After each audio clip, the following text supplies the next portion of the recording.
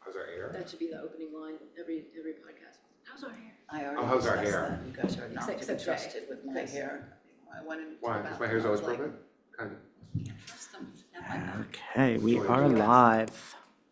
Miles can tell us how our hair. All right, so welcome viewers to, Resisting Project 2025 podcast, episode 8, which the topic is Resistance 2.0, the emerging playbook to fighting Project 2025, and Drump 2.0. I hate saying the name, so please don't make me. My name is Greg Newton. I'm the co-founder of the Bureau of General Services Queer Division. We are an independent, all-volunteer queer bookstore that my partner Donnie Jogum and I founded in 2012, and we've been here at the LGBT Community Center in Manhattan since 2014. We have regular business hours, Wednesdays through Sundays from 1 to 7 p.m., and then we often host events in the evening such as this, many of which are live streamed like this. If you're not already on our email list and you would like to be, you can sign up for that on our website, which is bgsqd.com, the letters above my head. Before we get started, I wanted to read a land acknowledgement and a statement of solidarity with the people of Palestine. So the Bureau acknowledges that our organization operates on the unceded land of the Munsee Lenape. We encourage you to join the Bureau in signing up to make a monthly donation to the American Indian Community Houses Mannahatta Fund. The Mannahatta Fund, according to its website, is an invitation to all settlers and non-native people who wish to acknowledge the legacy of theft and genocide that comprise the history of New York City and the United States. And you can find out more at mannahattafund.org.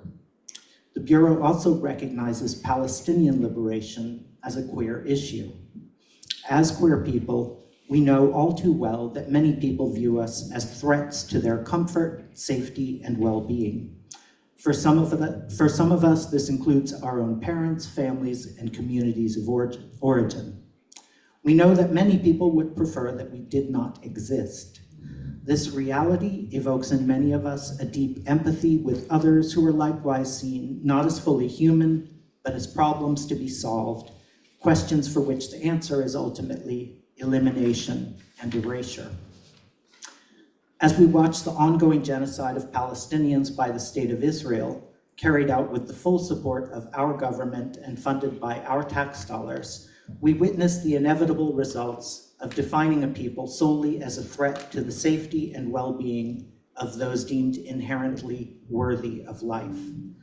This horror compels us to speak out not only against the current bombardment and siege of Gaza by the State of Israel, now on its 467th day, but also against the historical and ongoing ethnic cleansing of Palestinians by Zionists and the conditions of occupation and apartheid under which Palestinians have been forced to live for over 75 years. While we are thrilled to read the news of a temporary ceasefire agreement that is set to start on Sunday, we are fully aware that the struggle for Palestinian liberation continues and the work of recovery and healing will only begin. As we look ahead, we take inspiration from the words of Jose Esteban Munoz, who wrote, "Queerness is essentially about the rejection of a here and now and an insistence on potentiality or concrete possibility for another world." And that is from Munoz's 2009 book, Cruising Utopia, which we sell here at the Bureau. And now it is my pleasure to turn it over to the Resisting Project 2025 core team. Please give them a warm welcome. Thank you, Greg.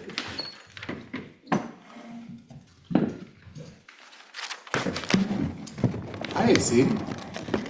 Hey, Jay.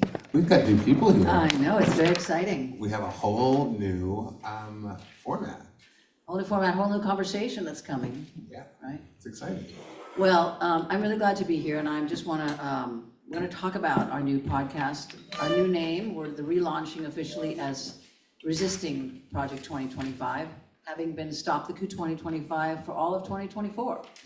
But before I do, I wanted to take a minute, and we as a team wanted to take a minute as a campaign to acknowledge what's been happening in Los Angeles and to extend our profound solidarity and our condolences to all of the families and individuals and loved ones who are in LA, who have lost people, who have lost their homes, and who really have just had their world overnight turned around. I was in LA all week, and so I can really say that one of the things that I came away with was, and it's very relevant to us now as we think about Project 2025 and Trump 2.0, and that is the very beautiful, immediate solidarity and the spirit of love and the bravery that was manifested and that continues to be seen every day there as people race to help their neighbors without thinking about whether they were Democrats or Republicans or MAGA or trans or whatever. And also have really welcomed each other, have opened their homes to offer a place to stay and refuge to others who have been displaced. It's just really amazing to see it. And so I think that, we want to be able to say that we stand in solidarity. We also want to invite those of you who've been looking, probably you're doing this too, to really think about LA, to have LA in your thoughts, to donate, to help out, and to really think about the solidarity in the coming year. There's sister city solidarity, sister organization solidarities, brother organization, as someone said to me. But really, the fires are still burning and things are still going on. So we just want to, wish everyone to stay as safe as possible and to say that, you're in our thoughts and in our hearts. So here we are, we're in a new format, and you can see all of us here. What we wanted to do is to really think about how do we have this podcast really reflect the conversation that we want to have over the next, it's really going to be about the next 4 years, right? We are now resisting Project 2025, and our goal as a campaign is to be able to discuss the unfolding of Project 2025 as it is manifested in the Trump 2.0 administration and its policies, its process, its content, et cetera.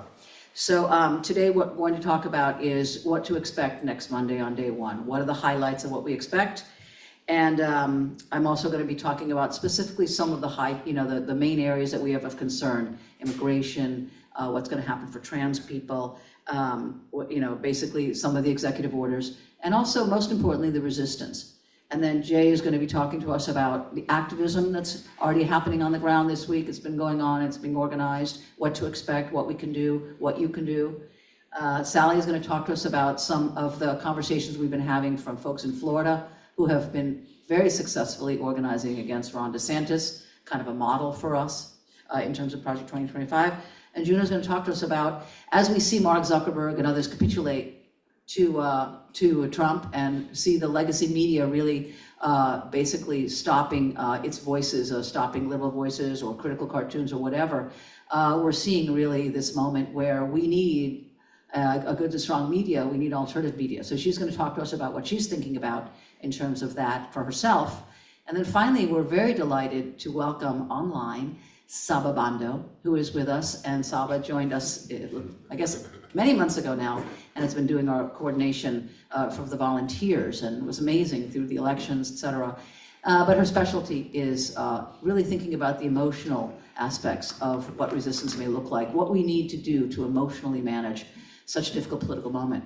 We're going to be tonight inaugurating something called Saba's Corner, and so we'll tell you about that in a minute.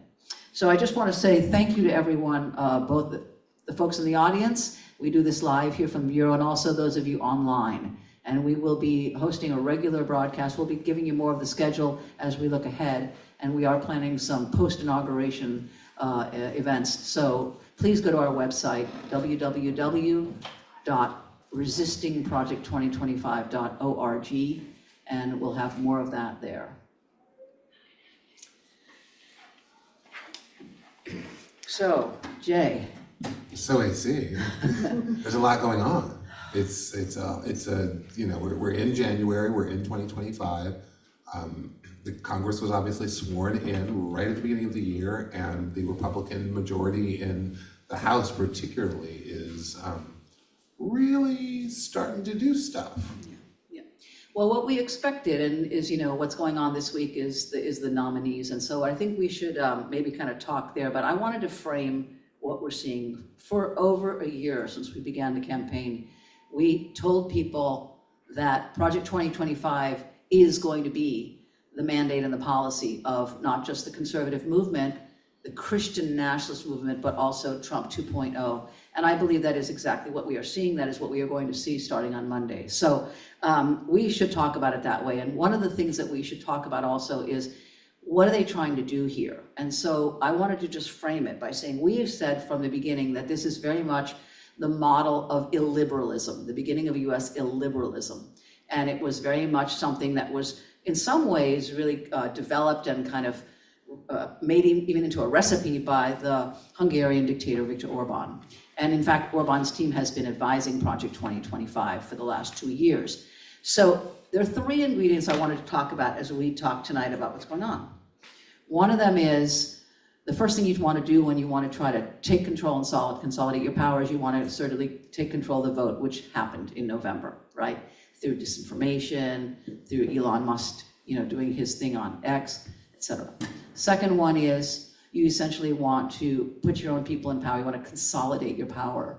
And that means also taking control of the media and the messaging. So these are the 3 things that we're going to see. And these nominees are part of that. So I thought I would talk just a little bit about some of the highlights of the nominees now. We saw today was Russell Vought. We had Pete Hegseth. We're going to be having some of the other folks that need Senate approval. And when we did our analysis, what we really found is that there's 4 qualities to these folks. The first one is that they're loyalists to MAGA, and they're loyalists to Trump. These are people who will not in any way contradict Trump. The second one is that many of them are on Fox News or contributors. They really have a kind of media presence that's very important to him. The third is that most of them, the majority, are Christian evangelists. And the kind of Christian evangelists they are really the kind of stripe of white supremacists and what we call dominionists. Some of them are members of the New Apostolic Reformation. You go to our website, you can read about that. They have a vision of eventually having the US be a Christian state. That is a major agenda that is going to begin to be unfolded Monday. Lastly, you also have the billionaires. So one of the things that he was able to do was get billionaires, including the tech folks, Elon Musk, et cetera, now Zuckerberg, to put a lot of money into the campaign. And in exchange, he's given them positions. Some of them have gotten ambassadorships. The other ones are part of what we call the shadow government, the DOGE, the Department of Government Efficiency. And we'll talk about it. The DOGE is super important.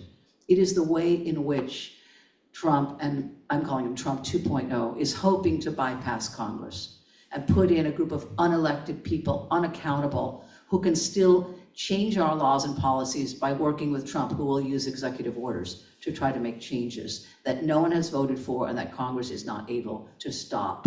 That is the model. So should we talk about some of the folks that you were most interested in here, Jay, or anyone? There's Russell Vought. Now I'm calling it Russell Vought. I insist on pronouncing it Vought. He's one of the architects of Project 2025, and he just had his, I guess it was the subcommittee hearing for his confirmation process. Yeah. That was today. We also had Hegseth yesterday. We had Pam Bondi's today. Who else? Well, we're going to be having Linda McMahon, a bunch of folks. The one thing I think is important to understand is, who are these people? We talked about Project 2025 being a conservative movement, 100 groups, conservative groups, and behind them was Leonard Leo, a Christian nationalist, judicial activist, the guy who helped to put at least 3 or 4 of the Supreme Court justices on the Supreme Court, helped to buy the Supreme Court in some ways. So the folks that he put in place are the folks that we're now seeing in the cabinet. So Russell Vought, for example, is probably one of the most important people in the administration, because he's going to be the one who's directing the deregulation of the government. And the way they hope to work is by using something called appropriations, or a kind of action called impoundment, where really what they're going to do is take money away. They're going to say, we're going to not give you the money for something. We're going to take the money away so that you can't do what you want to try to do. That's the way in which they're going to try to make it harder for groups or certain agencies like the EPA or others, if they can't directly eliminate them, to work. And so Russell Vogt started something called the Center for Renewing America. That's one of the 3 organizations from which most of the cabinet picks are being recruited.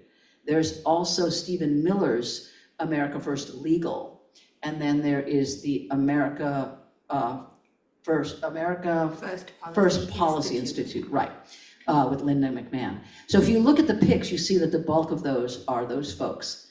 The other group that I talked about, which is the DOGE, right? This is a made up, this is not a real agency. No one has created, it doesn't exist as a federal department. And yet Elon Musk and Vivek Ramaswamy, and then overseen by Marjorie Taylor Greene as the chair, are being put in a position to be advisors. And the DOGE represent Leonard Leo, essentially, again, kind of shadow thing. Many of them are from the Teneo network. It's a billionaire Silicon Valley donors network. And Leonard Leo began putting it together about 2 years ago. And those folks gave a lot of money. And in exchange, they're being given positions of power. They're being given positions of access so that they can go in and change government in such a way that it profits them. One of the main ways is through AI.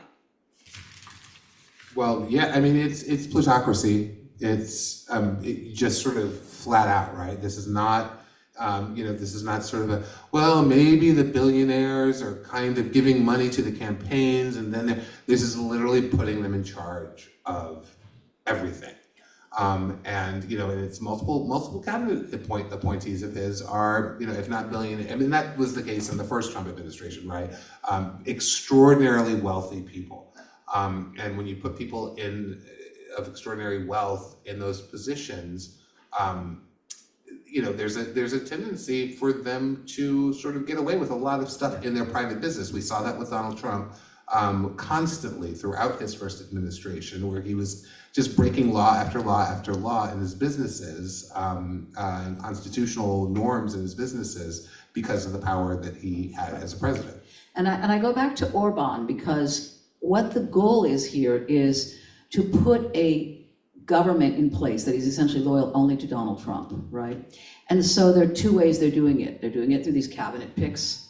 They're doing it by getting a supermajority in Congress that will basically kind of rubber stamp, just not nominations and other legislation. And Russell Vogt is going to be the one who's in charge of trying to essentially purge the federal government of anyone who's critical or doesn't agree. So day one, we expect to see potentially a resurrection of a lot of Trump executive orders, including one called Schedule F.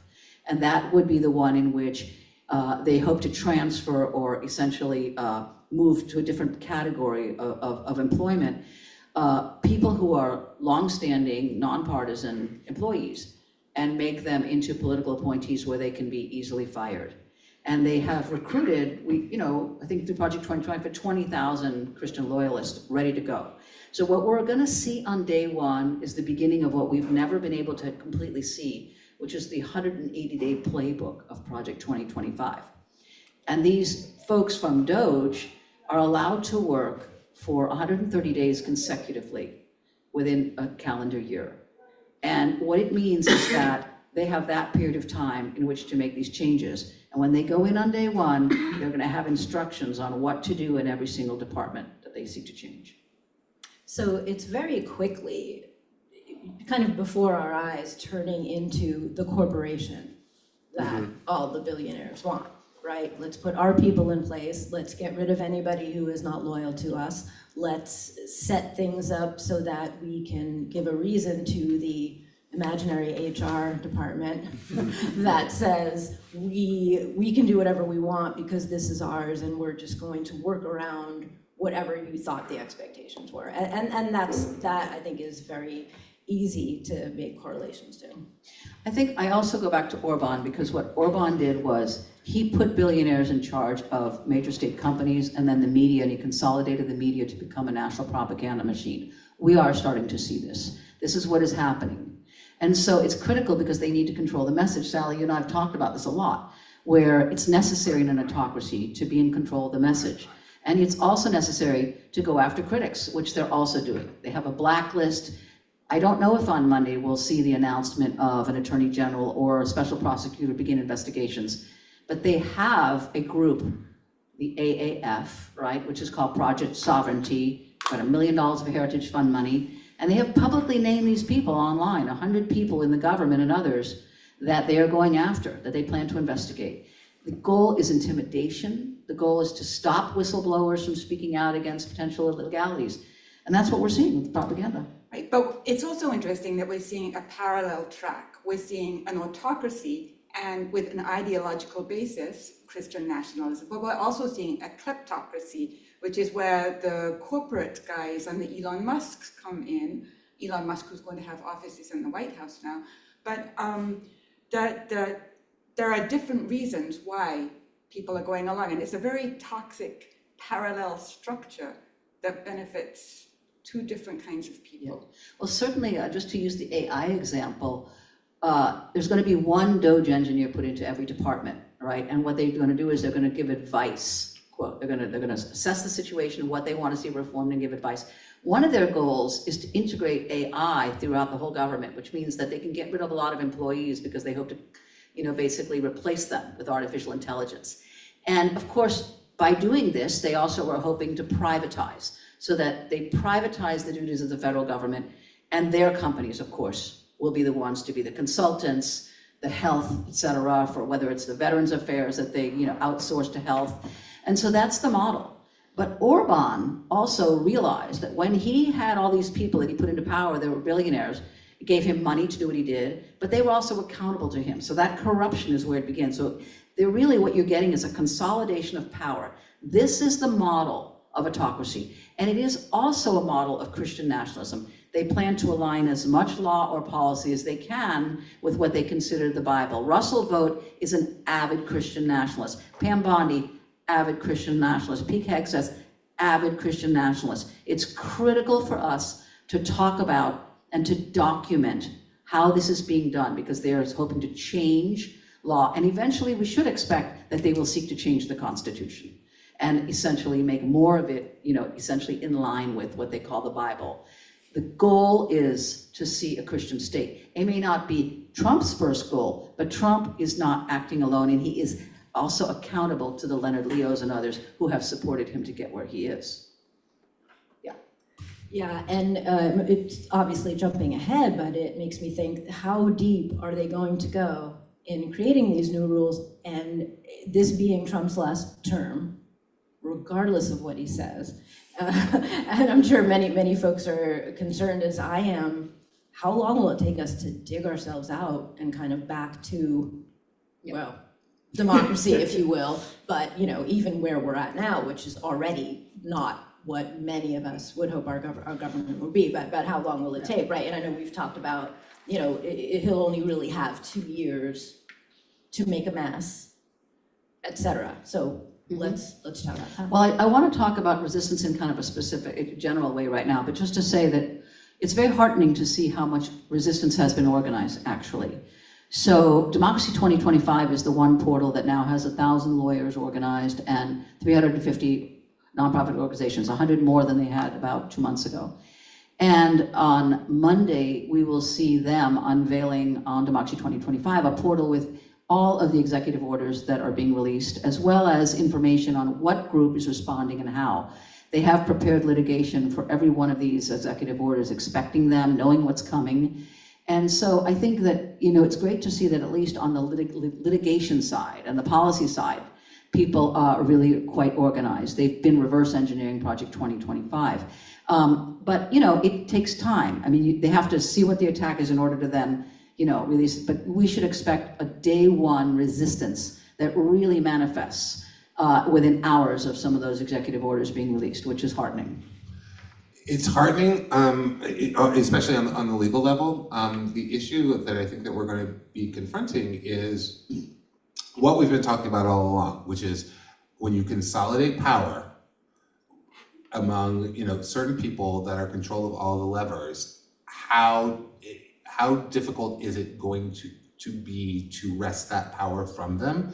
There were already suspicions that, say, the presence of Elon Musk's technology in certain swing states might have had something to do with election results. Maybe did, maybe didn't. Same thing with the bomb threats in was it 50 different polling sites in blue areas of swing states, maybe having something to do with an election. So we're banking on the fact that in 2 years, we will have free and fair congressional elections, and there will have been enough done by this administration and by this Congress that will cause a backlash in the public and cause at least a change of power in the control of the House and the Senate.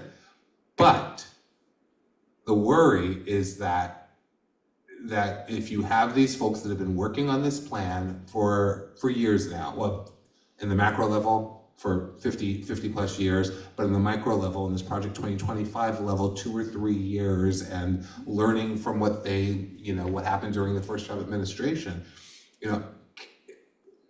what that resistance is gonna have to really kind of focus on making sure that that the worst doesn't happen when it comes to that control. Well, I think one of the things that we've already seen, we've talked about, is that we can expect that, first of all, there'll be a very different picture of resistance in blue states than red states. And we are seeing the blue states lead on the resistance. So there are governors' task forces, attorneys general. We see, because we know it's with appropriations, for example, and empowerment of the strategies, right?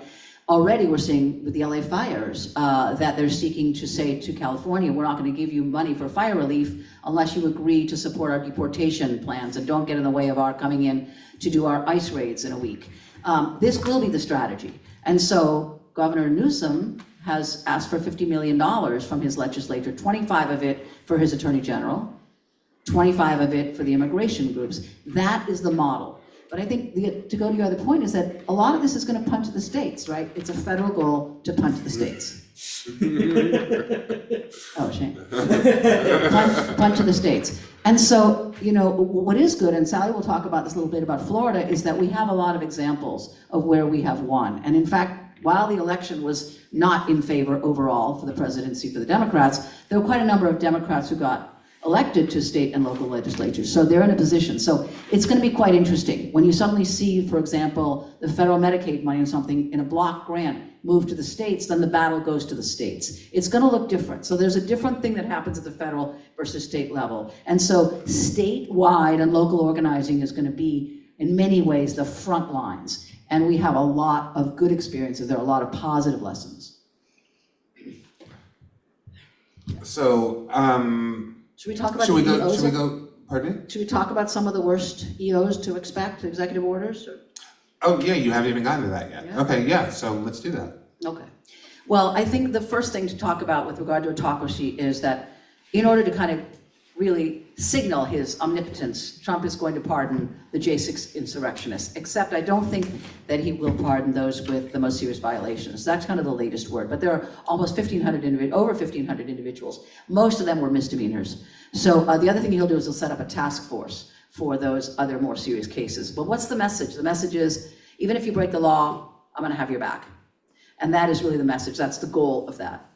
Secondly, I think his other big signature that is less more social policy will be on the tariffs. He's going to make some announcement on the tariffs, even if it isn't what he originally wanted, just to say that, he's trying to give this it's the red meat for the base.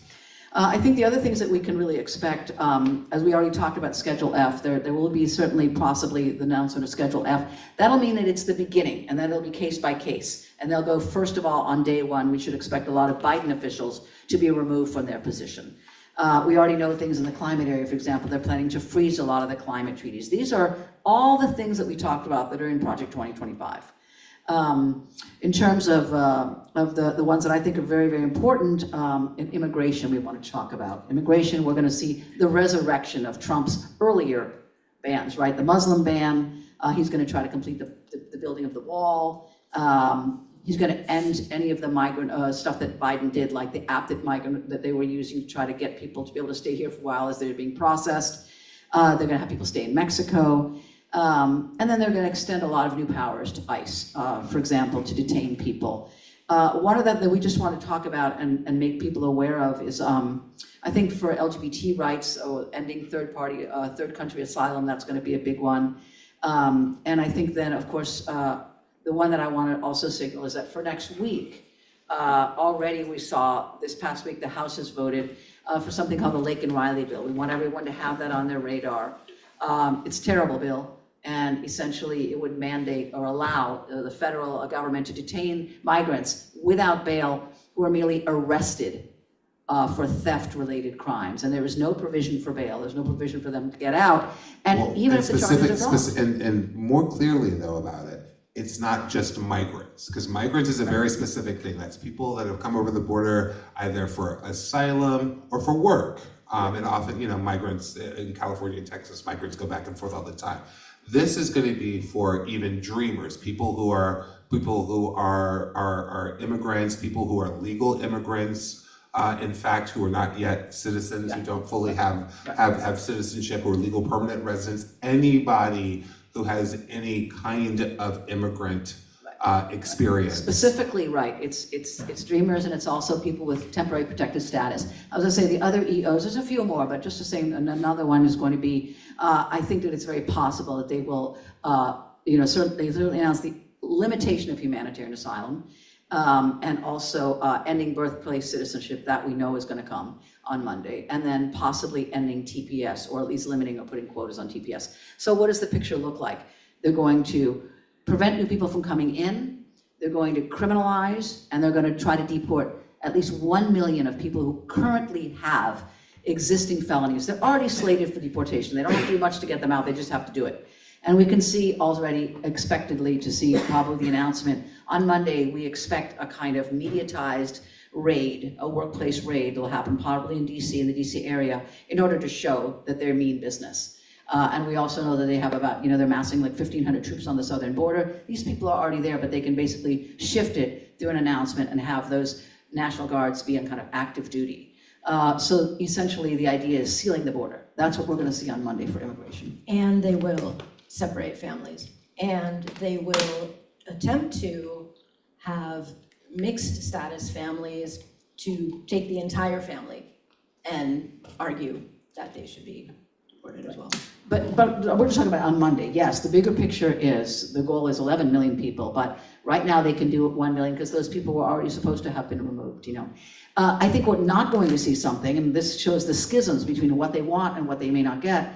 I don't think we'll see the announcement of the end or the quotas on the visas for seasonal workers, either in construction or agriculture, because we're getting too much pushback. Musk wants those engineers from other places because he said we don't have enough trained engineers here in the US, and they're causing that war in MAGA that we've been seeing for 2 weeks, where Bannon is going crazy and calls Musk the evil spawn of whatever. But we love that infighting. But the other one is also in Texas and now in Florida. And others, we're starting to see the ranchers, the agriculture workers, the farmers saying, this is gonna have a devastating impact on our economy. Don't do this now. Please don't do this at all. We know you promised the base. So we're gonna see the difference between what they say and what they do. And I think that's important also to recognize. And this thing about them infighting, that is what happened in the past. We've seen in America that when you can really capitalize on it infighting, it's not, they might have been united to get behind Project 2025, but they're all fighting for a piece of the pie. And they're fighting, particularly the Christian nationalists, who are white supremacists and racist, and they do not want brown folks coming in from India, whether they're the most brilliant engineers or not. That's really what we're seeing that's going down right now in MAGA land. So let's segue and talk a little bit what's gonna happen to trans folks in our community, and then talk to Jay about what kind of activism is happening. Yeah. So I think with transgender is certainly transgender and immigrants are among the most demonized of populations right now. I think the biggest thing we can say is that they will declare it US policy that there are only 2 genders, male and female. And that kind of gives you their position on transgenders. I don't believe that they will necessarily do something that is in Project 2025, but if they do, we gotta really pay attention, which is, I don't know if they'll get rid of the Gender Policy Council, which is the federal government agency that kind of harmonizes all gender policies. They say they want to do it in Project 2025. Orban did it. Malej did it. It's the playbook for autocracy. We'll see if we do see it, then obviously a lot of our rights as LGBTQ people would go away in all these different areas, in terms of discrimination, in terms of our ability to basically be guaranteed certain rights in employment and in other areas. Yeah, I mean, I think it's highly likely that they will go after it because, you know. Maybe not on day one. Maybe not on day one, but certainly probably within the first 100 days. Absolutely. You know, because it's, you know, like we always say that there are, transgender people are sort of like the canary in the coal mine. They're sort of this means to an end. Because the truth is that the Christian nationalist movement doesn't really care about trans people because there's not enough trans people for, you know, but what they care about is controlling cisgender women's bodies. Yes. That's what they care about. And that's where the gender language is actually tricky, because it's actually kind of coming in on the backs of LGBT issues, but it actually goes over and covers women's rights, women's reproductive care, et cetera, women and girls. The other transgender issues I think that are really important for us to note is that they want to end gender care. They're not going to fund gender affirming care anymore, and that's true also in the military. They want to ban transgender soldiers, and I think that we probably will see that on day one.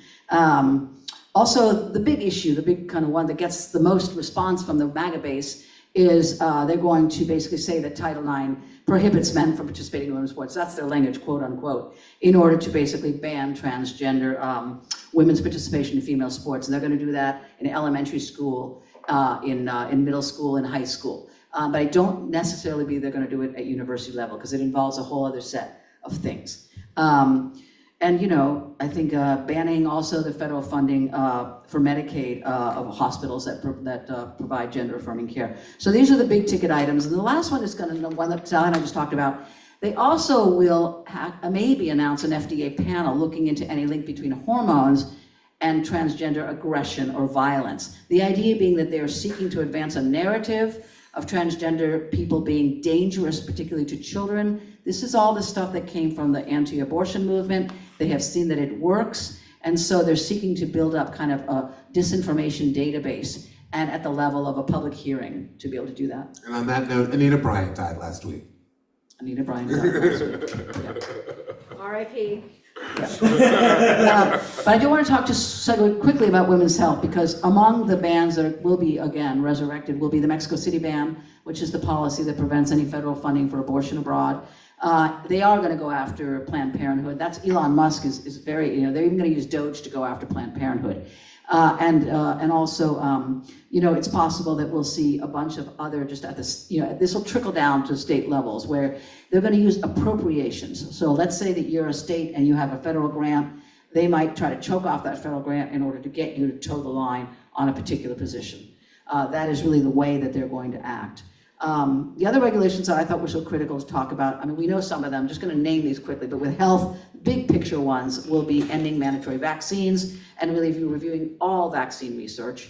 As they put it, they want to end any focus on infectious disease for the next 4 years. And it's not just RFK Jr., Robert F. Kennedy Jr., it's the 4 or 5 nominees.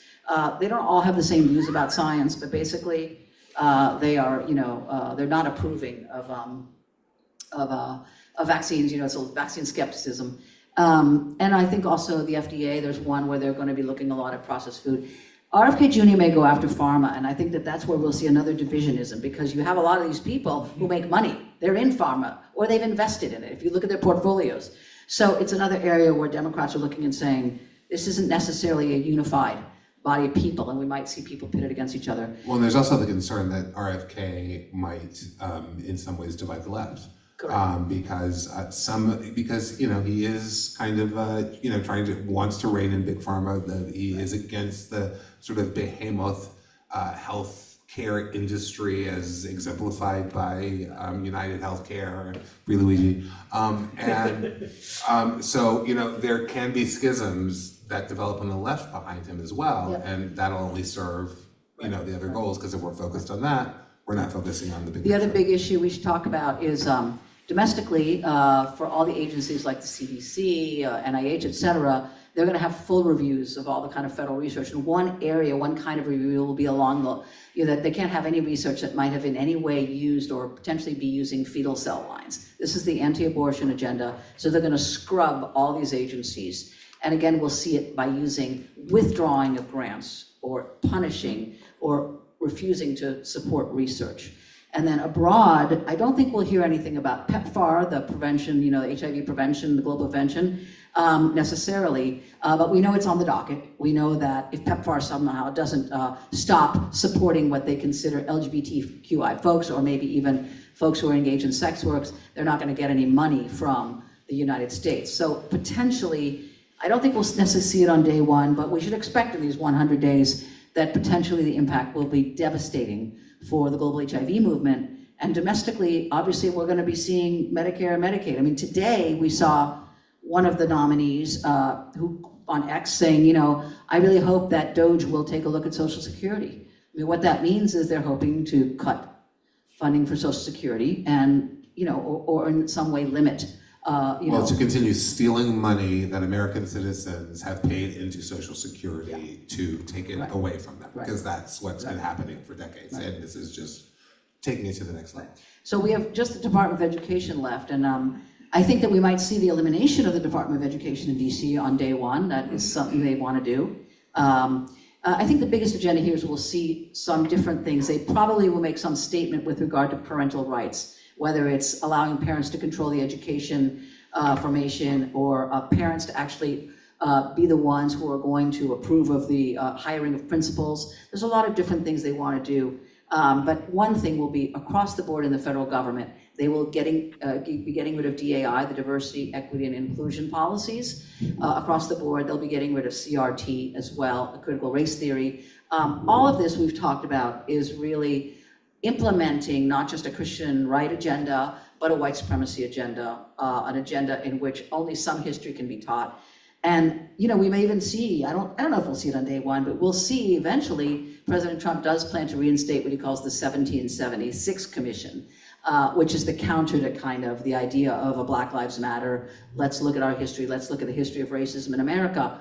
And this is one in which to say we are going to put in place a narrative that is a whitening of the history of America narrative. It's very much within this whole Trump 2.0 agenda. Yeah, so let's talk about what we can do about it. And if you don't like these now, get used to them, because it's gonna be a way of life. I do want to say though that Social Security, they've started to normalize that conversation, talking about putting it on the table, and we have to be steadfast in not even that it is offhand, it is still the third rail, and that's what we have to continue pushing. Jay, you want to talk a little bit about what's happening in the activist world? What are we doing to resist?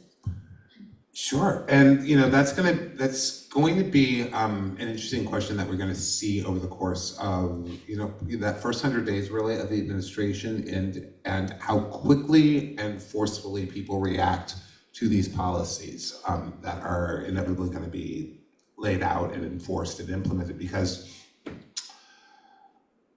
there's a lot of fatigue from politics.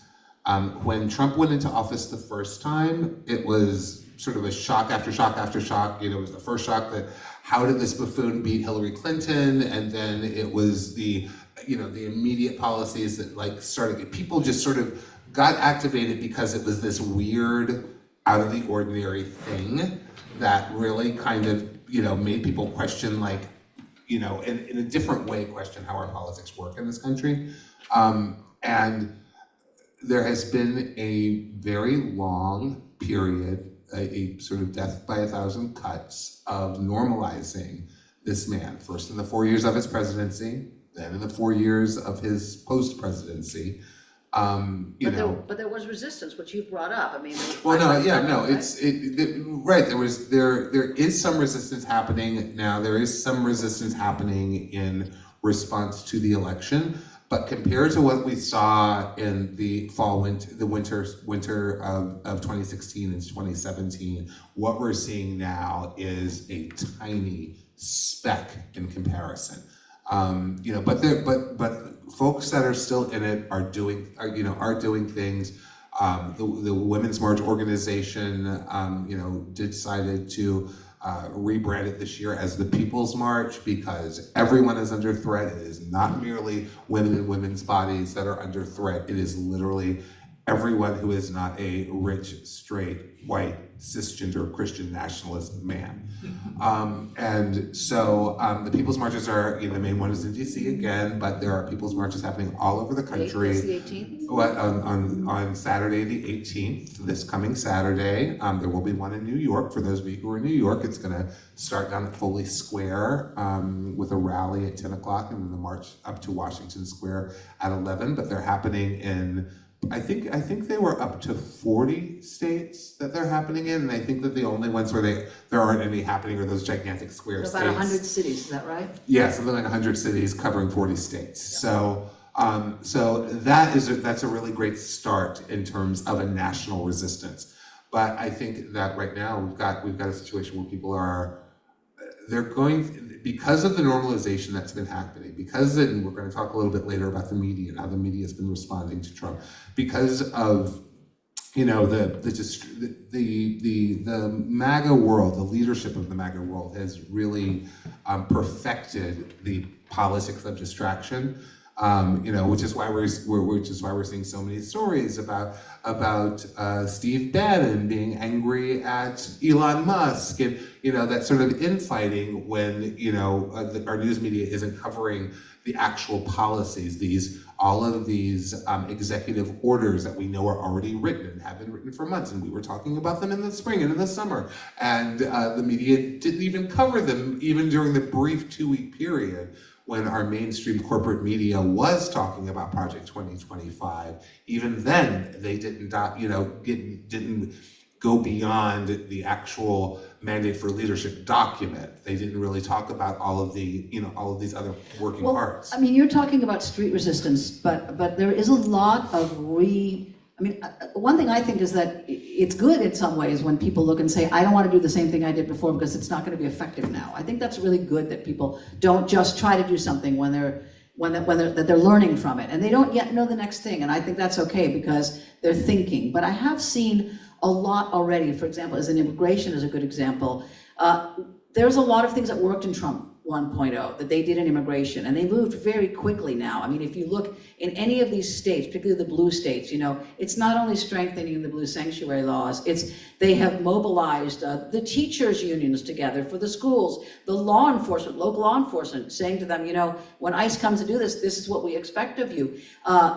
People have relaunched deportation defense committees. So I think it's not necessarily in the street marches like People's March, but within sectors, we're seeing a lot of activity. People are not waiting to see what's happened. They're taking forward what they learned from Trump 1.0. But I don't think that's necessarily gives a sense of a mass movement. Right. Well, and it's because what you're seeing the people who are the most marginalized, the people who are most liable to be the most affected most immediately, have no choice but to organize. Immigrant communities have no choice but to organize effectively. Trans communities have no choice but to organize effectively. What we're not seeing is the folks who are not immediately affected in their own personal lives standing up for their neighbors. And that's what we saw in 2016. When people ran to the airports after the Muslim ban, that wasn't all immigrants and children of immigrants and Muslims. That was people who were saying, no, not in my name. This is not my country. You will not do this to, our I think fellow we will people. see that in the blue I hope states. so. I'm hopeful. I think we will. I'm hopeful. But I think that there's these other areas where, again, part of what they've been able to do even with Project 25 is it's so overwhelming. Talking about a 900-page policy document, and you start seeing this list of 100 executive orders, and that they have, and on top of it, they have an actual public black, what they call it, a witch hunt, list of folks that they're going after. The goal is to intimidate, to censor. So we're in a new territory. We have not been, we're in a early McCarthyism moment. And so people, I think, are trying to figure out, where do I position myself? And what we've been telling people is there's two areas. The first one is protection of the folks who are the most vulnerable. That is where people are putting resources, and also thinking about the resources that may get lost. That's why Inslee, for example, they bought enough birth control to last the entire 4 years of the Trump administration, and between 3 states, they've warehoused it all. They're thinking, we're not going to wait to see if they take all this away. We're going to have enough, mifepristone out there for anyone who needs it. There's a lot of that that's been going on, and I think it doesn't get talked about because it's more at the level of kind of agency to agency. I really have been very curious to know what's happening within agencies.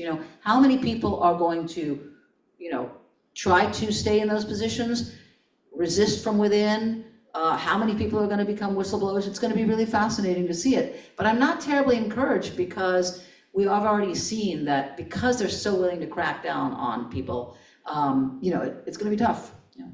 Yeah, and we don't have a strong media ecosystem to inform the public And effectively. maybe we'll get one. I mean, maybe we'll get one. We're seeing people like the Washington Post and these kind of people leaving.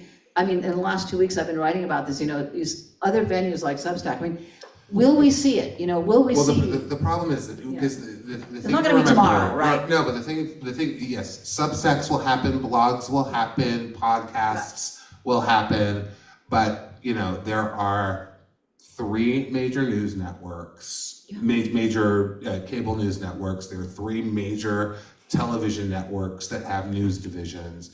That's where, in terms of people receiving their news, the majority of Americans get their news from those six outlets. I mean, a And- lot more get from social media, and I think that's really the question: is what will we Right. see? Well, and now what we're seeing on social media is With Zuckerberg, we've seen taking the what do you call it, the guardrails off of content, right? yeah, and Juna's going to talk about what's happening in terms of media a little bit later.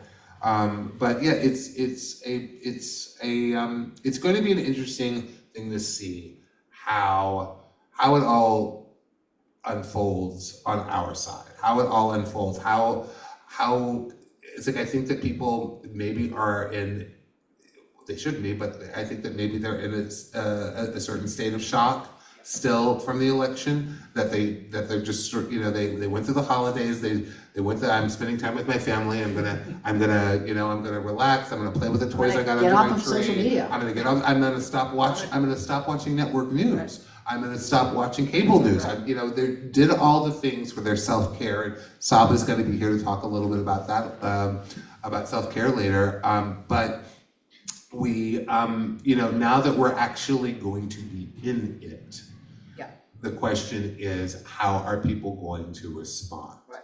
And will they respond? Will they hide, or will they fight? And it's that kind of, those two possible, fight or flight. And I want to hear what Sally has to tell us about resistance, more about resistance. I mean, Sally, we have the Florida examples. We've been talking to people, and it's actually really been encouraging us in many, many ways because of what they've been able to do against DeSantis without in any way minimizing the severity of the attacks. Right, but you're talking about the large-scale resistance, and the place where the hope seems to be, from what we've been doing by talking to queer organizations in Florida, is the grassroots level of organization has been successful. And so we're actually preparing a case study of Florida, and I just want to pull out a few things that we learned from people. Now, the people in Florida say, what we've been going through for the last few years under DeSantis, don't say gay, gender affirming care, et cetera, it's all going to be happening to all of you, and we've been working on it, so you should follow our model, which has been quite successful. So I just want to give you a couple of happy examples. I'm the optimist person on the panel. Okay. Florida has faced, don't say gay, 357 book bans in 2022, which is second only to Texas, attempts to ban gender-affirming care for children and adults. Those are, I was doing it deliberately. Those are the top 3, and yet we look at an organization like Equality Florida. What did they do? They blocked 21 out of 22 anti-LGBTQ bills in legislative sessions this past year. 21 out of 22, which they do through careful lobbying, ongoing, mostly through lobbying, right, and all kinds of other organizations. They've had an extremely successful kind of lobbying training program, bringing lots of people to Tallahassee and making relationships with legislators. So they doubled the number of LGBTQ state legislators in 2024.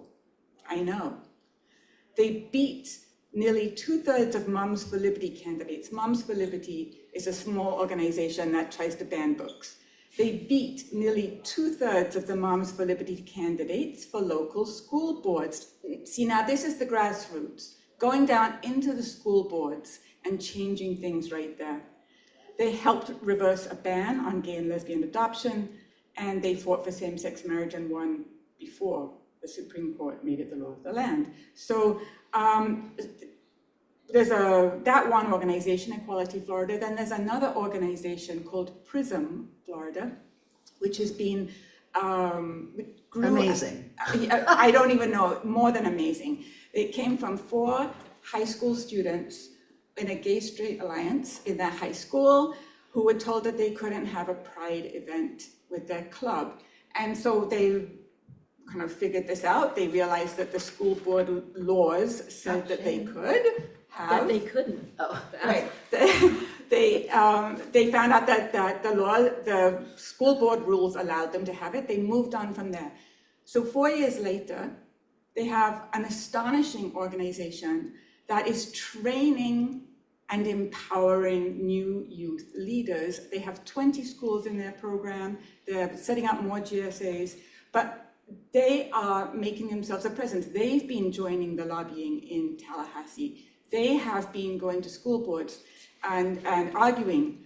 And I just want to say, right, what do they face when they do this, right? They have had to kind of walk through a gauntlet of Proud Boys on their way into a school board meeting, right? They are so brave and so kind of really understanding. They have, they know what the threat is. They have buddy systems. They have all kinds of kind of ways to keep themselves safe. But they are working nitty-gritty on the ground, and they are succeeding.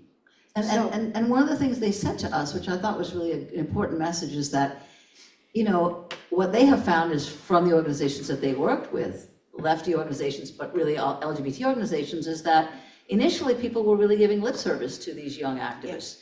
They were kind of bringing them in a kind of token way to say, like, okay, come to the school board and you can talk and you can give the youth perspective. They weren't understanding the degree to which these activists are really smart, organizing, thoughtful. They know the messaging, they know what works, and they're teaching each other. And so I think that's really one of the messages that I've been so encouraged by, is that what we're seeing in Florida is not unique. We have seen amazing youth activism all around this country, and we saw it during the elections. They didn't get the attention that they needed from the media and from movements, but they've been stepping up, and they're not cowed by Trump 2.0. But their messages is like, we know what we're dealing with, but this is our world, this is our future. We're not waiting for somebody else to try to build what we need. We cannot count on others. We're gonna go and shape the world that we want. And it's very, very, if you're feeling depressed or discouraged, spend some time with these kids. And I say kids, 21, 18, 19, 20, 21, 22.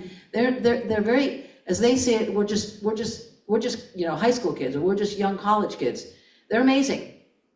But what they say is, we have a different voice, we have a different message, we present it in a different way, we know how to do this. Yeah. And so one of the things they talk about, that one of the things they most are careful about, is the way they use social media for messaging and getting everything out to their cohorts. And they've been very successful for that. But I just want to pick out a couple of things that these different organizations say in Florida is so important to do, and how you can do it, even if you're not a large-scale resistance. So grab hold of the narrative and control it. And that's one of the most important things that happens, right? That the right has these simple narratives that move people. So you have to go in there. And how do you do it? You have to reframe the issue. So you go to a school board that's talking about gender-affirming care is child abuse. That, of course, is the Project 2025 claim. And you bring in the family of trans kids, and you put the human face on it, and you have people talking not in an ideological way, but in what they're actually, kind of how they're managing to handle it, what's the best way for them to handle it without the government coming in, that they change the narrative. And so they can say, the government should stay out of it, we're working out what's best for our kids. And of course, that message of parental control is what the right would like to have, but they didn't mean it here. But of course, that is what they can, that is how you do that. You take the narrative back and you make it your own. When the right chooses a scapegoat and turns someone into a monster, show the world that they're people. So when the right tries to criminalize drag, bring parents and community members together with drag queens to show how it's not a problem. Humanize the drag queens, have a conversation, they make that happen. And then give voice to actual people who are affected by the issue. So if queer youth is a wedge issue, then bring actual parents to school boards again, right? And say, you know, we're the parents of these kids. This is what they need, humanize the issue. And so that's where they've been most successful, very deliberately kind of changing the right-wing narratives and putting a human face on all the people who are affected by them. They also say, follow the money, because a lot of where the voting is coming from is not necessarily things that people really believe. It's really about who's, you know, where the money is. And I think the money is just to say that it's not just, you know, when they began to expose the kind of corruption in the DeSantis regime, that got the attention of a lot of Floridians. Right. It was also the cost of these different things that were being proposed. And this is why the example right now we're seeing with the immigration and the H-2 visas is so important to recognize. It's because when you make an argument about what's going to cost to a state or how many jobs are going to get lost by different policies, it's a far less seen as a far less political issue. It's not a red state, blue state. It's like, oh wait, this is my pocketbook, this is my tax dollar, etc. And that argument has really worked. But also, who's behind this? Who's behind the, you know, stuff DeSantis was coming from Washington, D.C. groups that had never been in Florida. When people started to learn that, they didn't like the idea of outside money coming in to dictate what's happening in their schools. So a lot of that is applicable to the national picture. But you also see connections, like Dan Bishop, who's going to be up for deputy OMB under Russell Vogt.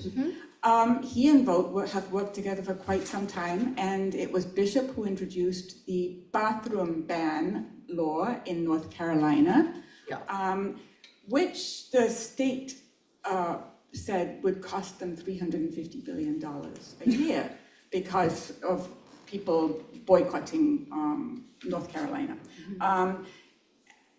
Now, that bill came out of this connection between Vogt and Bishop, and was then defeated more on the money than on the ideological reason. But it's important to know where it's coming from and what the costs are going to be to people so that you can tell them that. So yesterday I got a call from a Haitian activist out of the blue who said that they saw our website.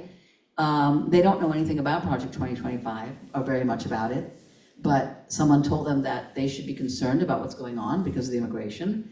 To the end of the call, of course, I put them in touch with Nadine Smith, and they knew some of them, but their point is that as immigration activists, they're trying to figure out who can they be working with. Their focus is HIV work, but now they're going to be kind of aligning themselves with immigration groups because, of course, people who are being targeted and maybe at risk of losing their medical benefits or potentially their HIV treatment, et cetera.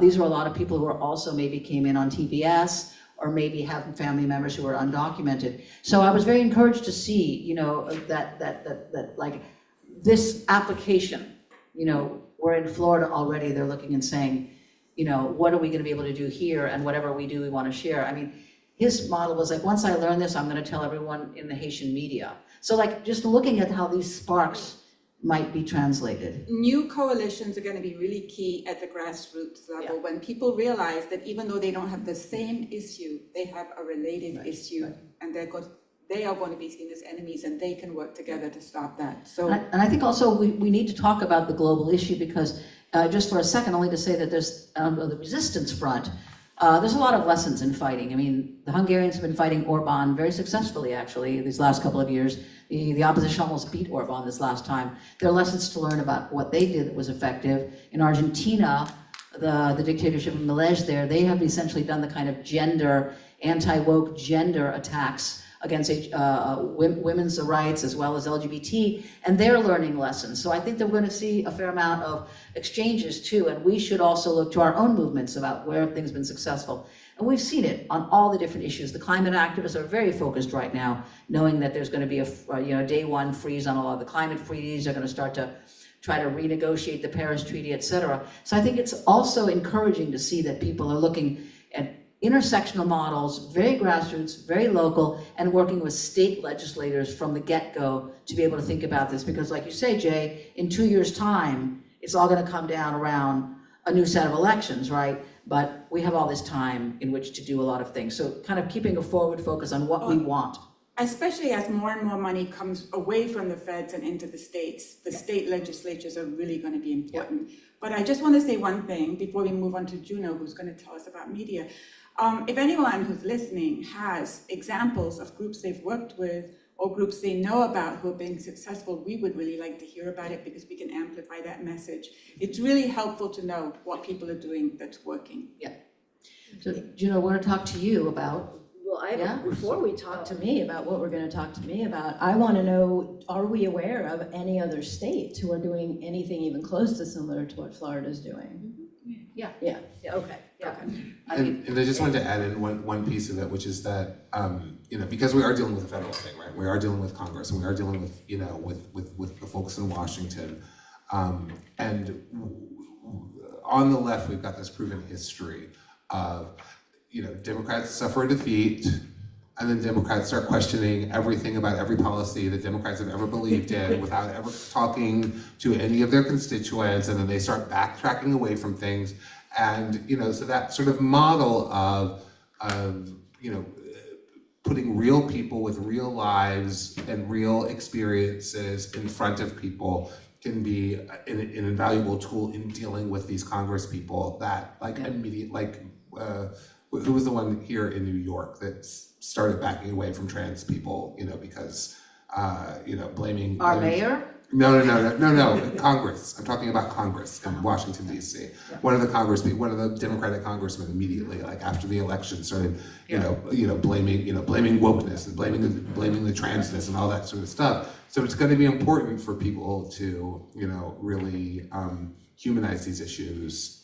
And I think the other piece of it, like you're saying about the money, is that it is our job also to follow the money to see this is going to be a very, a politics of corruption. People are going to get paid off. People are going to seek to have influence, by basically using their connections. They're making money, and they're also, getting the contracts for the business. It's kind of the, outsourcing of the federal government.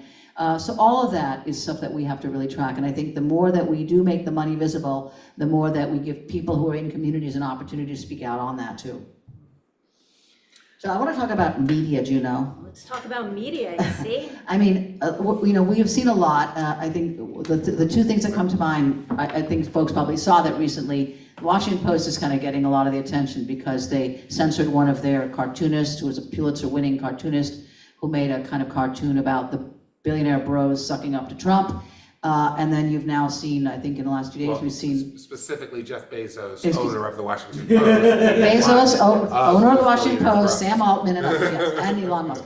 And now, but the point is, a lot of people are saying, we're seeing a capitulation. We're seeing these billionaire owners who are seeking to make, basically have access to Trump, make money, becoming a propaganda wing for them. And so where do we all go, right? And that's kind of where you've been asking yourself. Right, absolutely. And also in terms of mental health is critical right now. And where do you go so you're not just hearing this loop? As my mom likes to say, yeah, I've been watching this thing and it's just, it's just a big circle. I'm done. Please come visit me.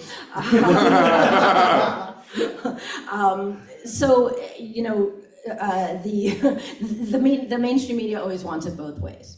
Right, and that's what we're seeing with the Washington Post and other outlets. Yeah, we're gonna go this far. Maybe we did endorse not Trump, but we still don't want to take it too far to piss him off now that he's won. And so, what I'm interested in is where else can we go to dig deeper? Where else can we go so we're not just hearing a slightly different version of what we're hearing everywhere, right? And to take ourselves out of that. And this week, I'm gonna recommend 3 podcasts that will take us out of that and talk about a little bit about why they're important. So the first one is probably the most mainstream one that I'm gonna recommend, which is On the Media. Anybody heard of it? So okay, right? So, it's a little bit NPR and a little bit, let's go one layer deeper on NPR. It comes from WNYC, which is a radio station here, and it's behind the scenes of the best weekly media analysis shows in the world, right? So they're really talking about what questions are being asked, who are you talking to, what are the actual facts that we're dealing with, and are you asking those facts, and is it correct or is it not correct, and what do we consider fact checking, and what do we look at as left and right? And there was a really interesting conversation recently, a very, very recent episode talking about the money being cut from the Center for Public Broadcasting, right, which is NPR. That's a day one, I mean, it might be a day one, but it's a Project 2025. Voice of America, Center for Public Broadcasting, they're going after Pacifica Radio, so they're gonna use, again, licensing, they're gonna weaponize FCC licensing for that. And basically saying, if you wanna be in broadcast, you're gonna have to either pay, and we know that a lot of these stations don't have much. So I think we're looking at something we haven't seen before, which is really an attempt to really silence the progressive media in a very active way by removing any possibility of public support. Of course, they can get support from all of us, and I think that's what we really need to see, like the investment that is going to be needed. Right, and I think it's really important to understand that every year, the Corporation for Public Broadcasting goes through this, and they get by a hair, literally every year, from Congress saying, well, we know it's important, we'll just, ignore it this year and let it go through, and that might not happen. But they have not had to pay fees. They have had access and support to be able to be on the air. Now the difference is that they're going to seek to remove them from all the left of the dial. This is going to be by really trying to take away the money. Yeah, and they're arguing that why should everybody pay for your leftist views, which for anyone who's an actual leftist is kind of a joke, right? I mean, they're digging a layer more under, but as far as being left-wing, no, they're very centrist, and again, definitions are everything, right? So that's where we're hitting. However, On the Media, it really does ask some good questions, and I recommend folks to check that out. The second one I want to recommend is called It's Not You, It's the Media. Hello, so this is something that's come out of the Polis, I believe it's pronounced Polis Project, P-O-L-I-S. Take a look, and this is a podcast that the tagline is a podcast on how the media manipulates narratives and gaslights you. Right? Let's get to the heart of it. So this are three women, South Asian women, Suchitra Vijayan of the Polis Project, Bhakti Sringapur, and Madhuri Sastry, and they're a combination of lawyers and academics and writers that really get to the heart of issues. So, for example, they had one episode on Kamala. And why is everybody fawning over Kamala? Oh my God, what? Did you just say that? So that was kind of my reaction, like, wow, I found someone who's actually talking about this. And why, and so they really come at it from a true leftist, but also a true research perspective, a true academic perspective, and a reality check on race, class, and gender. Again, it's not you, it's the media. And they put out podcasts regularly, so I highly encourage folks to check that one out. The third one I'm going to recommend, and they don't have as many, they don't do their podcasts as regularly as the others, but they did just put one out today on gender. Of course, they had Judith Butler on, and this is called Feminism, Fascism, and the Future, right? So, and this is Laurie Essig. She's a gender and sexuality professor at Middlebury College. And this podcast was born out of fear of the future and out of a deep abiding belief that feminism can save us. Now, I don't believe that feminism can save us. If it could, it already would have. But, there's some hopeful stuff there. And so by connecting the dots and seeing how fascism operates by making us the enemy, but also by trying to get us to fight one another. And this is, as we know, a real symptom on the left. So again, I'll just repeat that. Let's see more of it on the right, and let's give some attention to that. And so, and by highlighting this and talking about this, they hope to change the future. So if that were true, great. But they have some really interesting conversations. But the point of these 3 podcasts that I wanted to focus on is that they really take you away from the cycle, the news cycle, which is just after over and over and over the same things. You can go to all mainstream media and you'll see a little take here, a little take there. That's a little different, a little bit different angle, but basically they're giving you the same information and they're going surface level deep. That is it. And we've all know about things that have happened that, let's talk about Luigi. Well, let's not. Let's talk about Luigi or any other topic that has hit mainstream media that Gaza. Gaza, sure, but I'm talking even about there's particular Narratives. outlets, yes, and narratives, and that can be a whole other show. I'd love to talk about how Gaza's being covered. So these are your 3 for the week, and you've been doing this kind of regularly, looking at new avenues for yourself, new narratives. Yes, because I feel like I have to, but also I know I'm missing something. I know I'm not being told all what's going on, but also there's other angles, right? Let's look at this from a race, sex, and class angle. Let's look at this on how it's impacting people who do not look like me. Let's look at this from a totally different perspective and not again what the mainstream media is saying. I think that's great, and I think that there are a lot of podcasts out there. I just want to say one other thing, which is that we are also seeing new podcasts that are emerging specific to Project 2025. And also I am naming Substack because a lot of the people that I saw who were writing more for the mainstream, quite a number of them have shifted in these last couple of months and are starting new things on Substack. In particular, there was one that was started this week earlier called The Contrarian, and that is really a lot of very well-known names, including people who are migrating from the Washington Post. But their solitary goal there is to really document and investigate Trump 2.0. So that'll be a good place to go for legal investigations. And we talk a lot about this, but I think our website is going to continue to be a place for resources. And I think that also there are podcasts, even as you're talking about mental health, about the importance of really balancing mental health, finding visions for the future, identifying, what are the things that we want as we're battling, what we don't want. We have to be bringing that forward. So, we'll bring a lot more.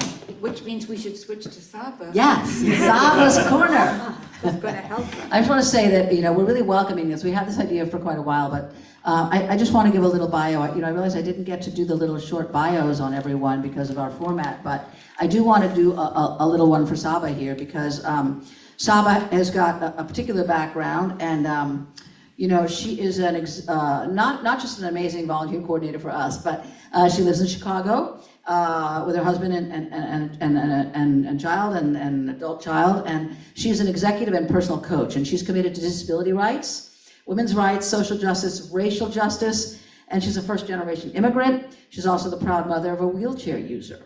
And she resides, like I said, in Chicago, and we met particularly at the Democratic Convention earlier this year, so we got to really spend some time together. But Saba has been really focusing on the importance of taking the space and time to process these intense attacks that are coming, and to be able to think about self-care. And so Saba, we're welcoming you to what we're calling Saba's Corner. And our format is that each of these podcasts will have one question that we ask you to be able to think about, and that we're also going to invite others to sort of, who are listening to, if you have questions you want for the next podcast, to write to us, and you can put Saba's Corner in the subject line and share your question with us for her to consider. So I think with this one, I think that you had maybe given her a question, no? No, she hasn't. Oh, Saba, go ahead. Yeah, hi, thanks so much, guys. I did get something sent in, and so we won't do so much coaching around it. I'll just share some questions that we can all ask ourselves in a self-inquiry, and I'll share what's coming to mind for me and take what works for you and leave behind what doesn't. So this particular letter writer wrote, "I'm sure I'm not the only one who feels this way, but I'm struggling with how to function in the new reality. I know I have to get to work and start resisting Project 2025, but I'm paralyzed. That's the first part of the letter. So a lot of where I come from is about our language and the language that we use and how we speak. So where I know the overall feeling that this person's having, I'm gonna kind of focus on that, right? So completely understandable that this person, we'll call her Susan. Totally understandable how Susan's feeling. I think a lot of us can relate to that. It doesn't feel good. And we try to resist it, which kind of makes the feeling itself kind of perpetuate a little further. One thing we can do is even in this podcast with all of you in the audience, we can come to recognize that there are so many people like-minded to us, right? So despite the 70 million or whoever who voted for Trump, that's still not the majority of our country. There are many people that are like-minded to us and who may not know like how to connect or what to do with the emotions that they're having. So there can be some inspiration in that, right? In terms of going in front, I'm not the only one who's struggling, right? So how to function in the new reality. I know I have to get to work and start resisting Project 2025. So I know I have to. So in our language, when we use words like have to, must, need to, they actually can innocently hold us back because there's kind of a pull on it, it's heavy, it's a slow energy, brings us down. Like if we can consider for a minute, what if this is an opportunity where I get to, I choose to, I love to, and not in a woo-woo way, in a real practical, tangible way. Notice it in your day-to-day life, even so much as I need to go to the grocery store. No, I get to nourish myself. I get to nourish my family. Just feel how that feels inside you when you switch those words and see if any of the heaviness kind of lifts, right? So then it's not so much starting to resist Project 2025. This is you engaging actively with what's in front of you, like right now. And that's a lot easier when you aren't kind of carrying a big 100-pound weight of that this should not be happening right now, which is some of the feeling that I get, and I relate to it very much myself. And then this idea of being paralyzed. So paralyzed in this context, I'm going to assume that Susan is taking this as something that she doesn't want, but paralyzed can also be interpreted as stillness. It can be interpreted as slowing down. And so then you can do something with it. So all of these things that are being shared are around thoughts and emotions that Susan's having, right? That are swirling around her head that she can't get to stop, and what's kind of keeping her from being able to take action. So an analogy that I like to use is imagine a snow globe and you shake it up, and all of those snowflakes are your thoughts, your feelings, your emotions. Now, how do you get them to stop? You got to put the snow globe down. You don't do anything. You have to give it a chance to settle. And that's the slowing down. That's the quiet. That's paralyzed, let's say, but a different interpretation of paralyzed. So I think it's something to think about next time your emotions and your thoughts are swirling. Like, do you want to fight them? Or do you want to let them kind of just do their thing and give them a chance to pass? And sometimes when we're paralyzed, it's actually exactly what we need, right? We need to just kind of slow down, take it easy, because then, for example, for Susan, if she's trying to tap into her creativity about how she's going to fight and resist Project 2025, it's going to be much easier for her when she's got some clarity and her mind is calmer. Jay, I feel like, were you going to say something? Yeah, no, I love the way that you express that, because, it's for me, it's sort of emotional issues and emotional pain. Kind of what you're saying is sort of you treat it like physical pain. Physical pain means you have to pay attention to this part of your body. This part of your body is sending a signal to your brain that it needs attention, that it needs you to do something to make it better. And emotional pain is kind of that same thing. It's sending a signal to you that you've got to pay attention. So when you're having strong emotions, it's telling you that you've got to put your focus on on that area wherever those strong emotions are directing your thought, and that it's not necessarily a negative. It's like the paralyzed thing. You know, I love the way that you flip that, because I thought that was a really great you know, and really helpful way to look at something like that. Yeah, oh, I'm so glad. I would add, Jay, just based on what you said, that I don't think you have to do anything. You know, even the emotional pain that your physical pain or emotional pain that you're talking about, maybe it's more that we need to just notice it. We need to have awareness around it. But having to do anything, I'm not sure is necessary, because there's a pressure there to make it go away, right? Sometimes it's just some time, some space, like, energetic space. Oh, you know what? I'm noticing this. I'm noticing this emotion in me. I'm noticing this pain in me. And I'm not going to fight it and say it shouldn't have happened. Like, I stubbed my toe. Am I going to spend my time being mad that I stubbed my toe and I should have never stubbed it? You know, that actually adds more suffering, right? As opposed to, this is just what happened. And I'm gonna sit with it. I'm gonna take a few minutes. Saba, Yeah. can I ask you another question on this? What I think a lot of it is that right now, there's also a tendency when we get overwhelmed that we want to reassert control. We want to have an idea about what we're supposed to do. And I think it's related to what Jay is saying. A lot of the people on the left, they're looking at the situation saying, I don't want to do the thing I did before. I don't know that I want to even necessarily go to a big march. I don't know if I think that's effective. They want to be effective, whatever. In other words, the I don't know doesn't sit as a place of inquiry or curiosity. It sits as a place of pain, and they want that to go away. That they don't like the uncertainty, the confusion. And I have always felt like, to me, uncertainty kind of means like I've reached the limit of my knowledge, and I have a new frame, right? I don't have to do anything about it. But I'm curious about it, and so that helps to shift my energy when I'm feeling that pressure. But I'm wondering if you can say anything about the fact that we are going to be living with an enormous uncertainty for the next 4 years, and that needs to be a place that doesn't completely stop us or paralyze us. But Yeah. it's our new normal, right? So what about that? Yeah, it actually comes to the next part of Susan's question. But the one thing that I'll say is, if we're really honest with ourselves, life is uncertainty.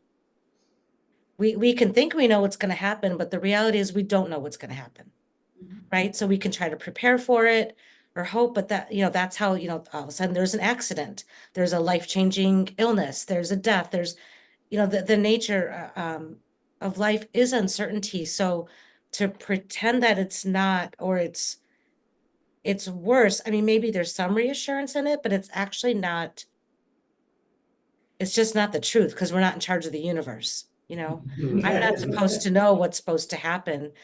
So I can get like, we want to trust, hey, I'm going to do this thing and I'm going to get this result. But we don't really know. So I think there's something different that drives us. So the second part of Susan's question is, it speaks to a bit of what you said, AC.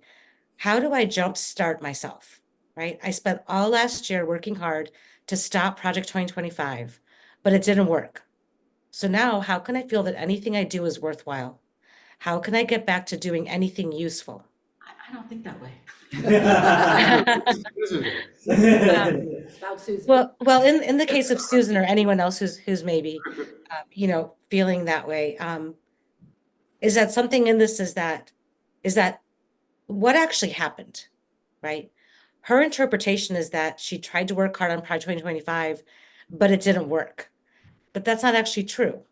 What happened was that Trump was voted in by the Electoral College, right? Kamala was not declared president. That doesn't mean that the work that was done didn't work, right? Because there's a chance to slow down and go, well, what did work? Well, through that work, you raised the consciousness of thousands of people. That wouldn't have happened if you didn't do this. So the attachment to me is more on the outcome. Susan wanted a particular outcome and things didn't go her way, right? But sometimes things go our way and sometimes they don't. But there's something underlying in her, my opinion, in her motivation, because when you started resisting Project 2025 or educating people, you didn't know what was going to happen. You didn't know if anyone would listen to you. You didn't know how much attention it would get. You didn't know anything, but something drove you, right? There was an inner why into why it was important. And so I think about that, like, how do we get back in touch with that? What were those values that drove you? What were you caring about so much that you said, I need to do this?